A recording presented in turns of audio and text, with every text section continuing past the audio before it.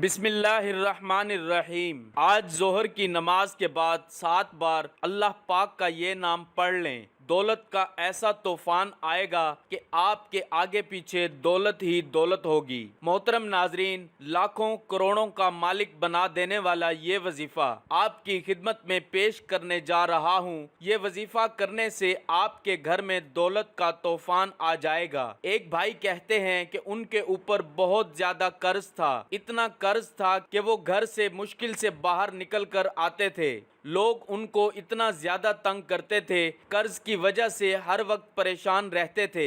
گھر میں اپنی بیوی بچوں کے ساتھ چھوٹی چھوٹی بات پہ وہ چڑچڑے ہو جاتے تھے، لڑائی جھگڑے کی نوبت آ جاتی تھی۔ اس کی اصل وجہ کیا تھی؟ ان کے اوپر بہت قرض تھا۔ انہوں نے ہمارا بتایا ہوا ایک وظیفہ کیا، وہی وظیفہ آج آپ کے ساتھ شیئر کر رہے ہیں۔ ناظرین، اللہ کے فضل بھی قرض تھا، اللہ پاک نے ان کے لیے دولت کے ایسے وسائل پیدا کر دیے، ایسے ذریعے بنا دیے کہ ان کے سارے کا سارا قرض 1 سال کے اندر ادا ہو گیا۔ اللہ پاک نے ان کے رزق میں اتنی برکت ڈال دی، وہ مٹی میں بھی ہاتھ ڈالتے تو وہ مٹی بھی سونا بن جاتی تھی۔ اللہ پاک نے اتنا فضل و کرم کیا، ان کے سارے قرض 1 سال میں مکمل طور پر اتر گئے۔ محترم ناظرین، یہ اللہ پاک کے صفاتی نام ہیں، ان کو آپ نے ظہر کی نماز کے بعد پڑھ لینا ہے۔ آپ کو اگر 5 کروڑ بھی چاہیے ہوں گے، 5 کروڑ بھی اپنے اللہ سے مانگو گے تو میرا اللہ آپ کو عطا فرمائے گا۔ یہ اللہ پاک کے جو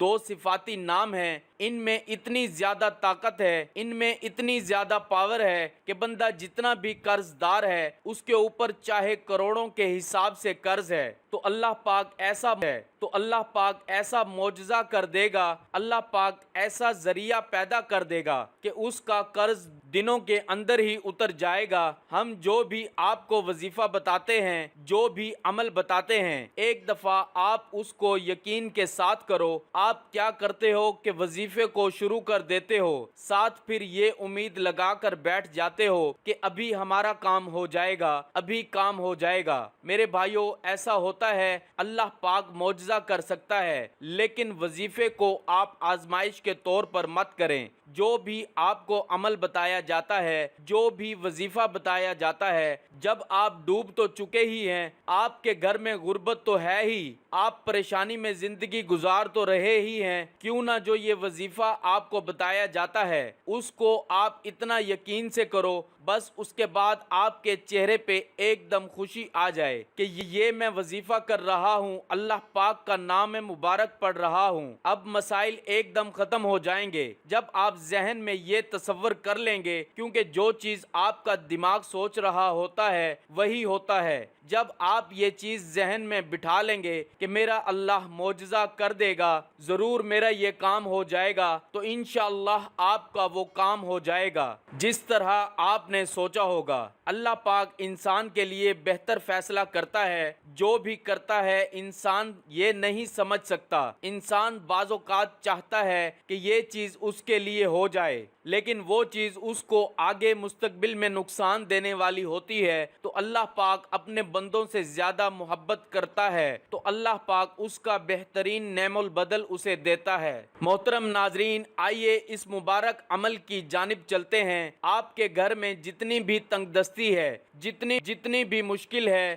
جتنی بھی پریشانی ہے، آپ نے روزانہ ظہر کی نماز ادا کرنے کے بعد اسی جگہ پر بیٹھ جانا ہے اور 7 مرتبہ اس تسبیح کو پڑھ لینا ہے۔ اللہ پاک کے یہ صفاتی نام ہیں، یہ دولت کے لیے ہیں۔ میرے بھائیوں، جتنی بھی دولت آپ کو چاہیے ہوگی، جتنی بھی آپ کو پیسوں کی ضرورت ہوگی، آپ کے اوپر بے تحاشا قرض ہے، وہ بھی ختم ہو جائے گا اور آپ کی انکم میں دگنی چگنی اضافہ ہوگا۔ اللہ پاک آپ کو نوازتا چلا جائے گا، اللہ پاک آپ کی مشکلات کو ختم کرتا چلا جائے گا اور آپ ہر گزرتے دن کے ساتھ امیر و کبیر ہوتے جائیں گے۔ یہ بہت ہی مبارک عمل ہے، بہت ہی پیارا وظیفہ ہے۔ جب کوئی بندہ اپنے اللہ سے مانگتا ہے، اس کے آگے ہاتھ پھیلاتا ہے تو اللہ پاک اس کو کبھی خالی نہیں واپس کرتا۔ وہ بندہ جس چیز کی طلب کرتا ہے، میرا اللہ اسے عطا فرما دیتا ہے۔ اپنے وقت کو قیمتی بنائیں،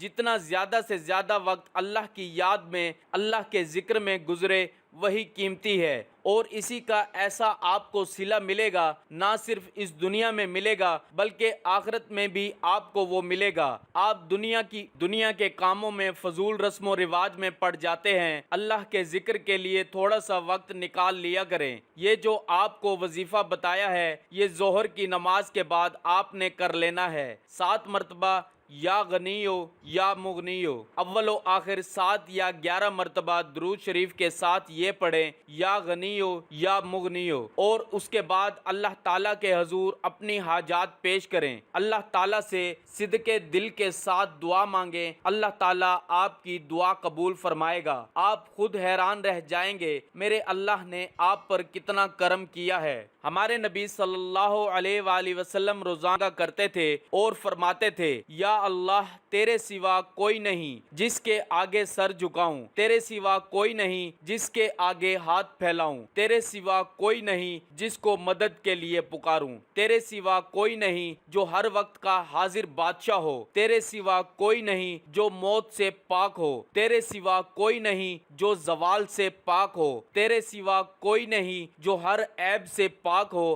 رسول اکرم صلی اللہ علیہ وآلہ وسلم نے فرمایا، ان موقعوں پر دعا مانگو، رد نہیں ہوگی۔ جب دھوپ میں بارش ہو رہی ہو، جب آذان ہو رہی ہو، سفر کے دوران، جمعہ کے دن، رات کو جب آنکھ کھلے، مصیبت کے وقت، فرض نمازوں کے بعد۔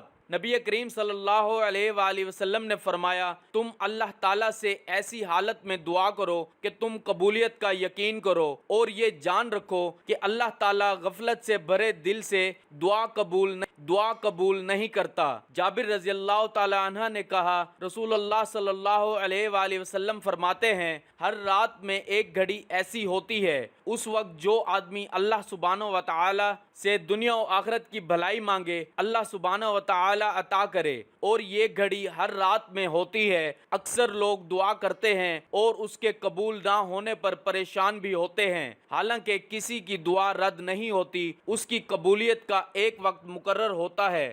سورہ بقرہ میں اللہ تعالیٰ کا فرمان ہے، جب میرے بندے میرے بارے میں آپ سے سوال کریں تو آپ کہہ دیں کہ میں بہت ہی قریب ہوں، ہر پکارنے والے کی پکار کو جب بھی وہ مجھے پکارے قبول کرتا ہوں۔ اس لیے لوگوں کو بھی چاہیے وہ میری بات مان لیا کریں اور مجھ پر ایمان رکھیں، یہی ان کی بھلائی کا باعث ہے۔ احادیث مبارکہ میں دعا کی قبولیت کے کئی اوقات کا ذکر کیا گیا ہے کہ مسلمان ان اوقات میں دعا کریں تو قبول ہوتی ہے۔ ان میں سے چند اوقات کا یہاں ذکر کیا گیا ہے۔ حضرت ابو ہریرہ رضی اللہ تعالی عنہ سے مروی ہے کہ نبی کریم صلی اللہ علیہ وآلہ وسلم نے فرمایا کہ انسان اپنے رب کے سب سے زیادہ قریب سجدے کی حالت میں ہوتا ہے، اس لیے سجدے میں دعا کثرت سے کیا کرو۔ حضرت سہل بن سعد رضی اللہ تعالی عنہ سے روایت ہے کہ رسول اللہ صلی اللہ علیہ وآلہ وسلم نے فرمایا، دو دعائیں رد نہیں کی جاتی، ایک اذان کے وقت، دوسری بارش کے وقت۔ حضرت انس بن مالک رضی اللہ تعالی عنہ سے روایت ہے کہ رسول اللہ صلی اللہ علیہ وآلہ وسلم نے فرمایا، اذان اور اقامت کے درمیان کی جانے والی دعا رد نہیں کی جاتی۔ لوگوں نے پوچھا کہ یا رسول اللہ صلی اللہ علیہ وآلہ وسلم، پھر ہم اس وقت کیا دعا کیا کریں؟ آپ صلی اللہ علیہ وآلہ وسلم نے فرمایا، اللہ تعالیٰ سے دنیا اور آخرت کی عافیت مانگا کرو اور آخرت کی عافیت مانگا کرو۔ حضرت ابو ہریرہ رضی اللہ تعالی عنہ سے روایت ہے کہ رسول اللہ صلی اللہ علیہ وآلہ وسلم نے فرمایا، جب امام آمین کہے تو تم بھی آمین کہو، کیونکہ جس کی آمین فرشتوں کی آمین کے موافق ہو جائے گی اس کے پچھلے گناہ معاف کر دیے جائیں گے۔ جب امام غیر المغضوب علیہم ولا الضالین کہے تو تم آمین کہو، اللہ تمہاری دعا قبول کرے گا۔ حضرت ابو امامہ رضی اللہ تعالی عنہ سے روایت ہے کہ رسول اللہ صلی اللہ علیہ وآلہ وسلم سے پوچھا گیا کہ کون سی دعا زیادہ قبول ہوتی ہے؟ آپ صلی اللہ علیہ وآلہ وسلم نے فرمایا کہ رات کے آخری حصے میں اور فرض نمازوں کے بعد مانگی جانے والی دعا۔ حضرت عمر بن حسین رضی اللہ تعالی عنہ سے روایت ہے کہ رسول اللہ صلی اللہ علیہ وآلہ وسلم نے فرمایا، جو شخص قرآن پڑھے اسے چاہیے کہ اللہ سے سوال کرے، اس لیے کہ ان قریب ایسے لوگ آئیں گے جو قرآن پڑھ کر لوگوں سے سوال کریں گے، اور اس کے ساتھ نماز کا اہتمام لازمی کریں، کیونکہ نماز نماز پڑھنا لازمی ہے۔ نماز پڑھنا ہر مسلمان مرد عورت پر فرض ہے۔